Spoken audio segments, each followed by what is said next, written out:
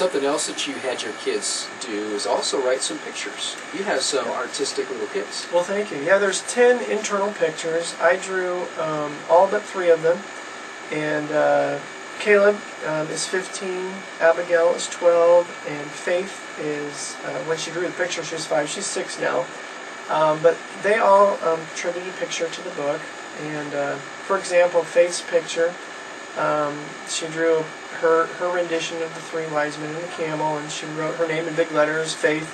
And that actually coincides with a character in the book named Faith. That's a 5-year-old. And that picture goes really well with that part of the story. But yeah, my children are very talented, and it's really exciting to be able to, for them and me as a parent, to be able to say, hey, you know, my kids are published artists at 15, 12, and 6 years old. How many 6-year-olds can say they're a published artist at that age? Now you had a character in there, a 5-year-old character, and I'm sure you're thinking about your own 5-year-old little girl.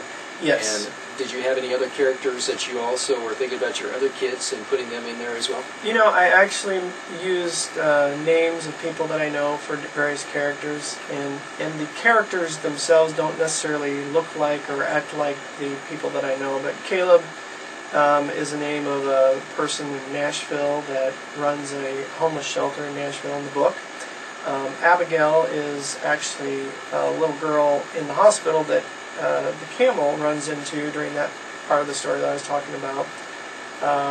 So yeah, I used quite a few names of people that I know. As an author, when you're sitting there, it's like, oh, you've got an idea for a character. It's like, what should this person's name be? So you kind of go through the list. And another fun thing about the book is there's a lot of kind of hidden things in there. And when I say hidden, for example, at the beginning of the book, it starts out in a store in London, antique shop, and a guy named Mr. Clemens, and it's Clemens Antiques, kind of in the high-end antique store in London, and he plays a role in the story. His cat's name is Sam, and he has a cat named Sam that's in the story. So the little hidden message there is, one of my favorite authors is Mark Twain, and Mr. Clemens' store, cat named Sam, Samuel Clemens.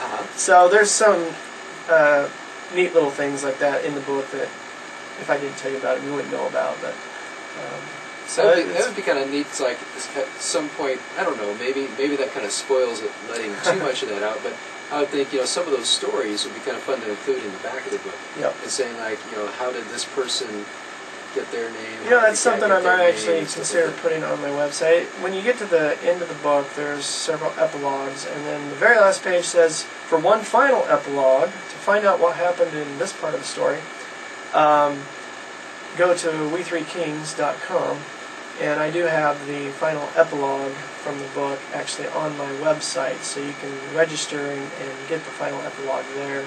So that might be a good place for me to put some of those little tidbits about the book. If you've read it, you'll understand where they come from. So. Brent Anderson joining us in the studio today, talking about his book, We Three Kings. And if you have a song you want to hear, just pick up your phone, give us a call, 632-526-49. Ask Brent what he wanted to hear this morning. There's a special song that always just really encourages you when you hear it. What song was it that you requested this morning? Courageous. All right, so here's Casting Crowns with Courageous.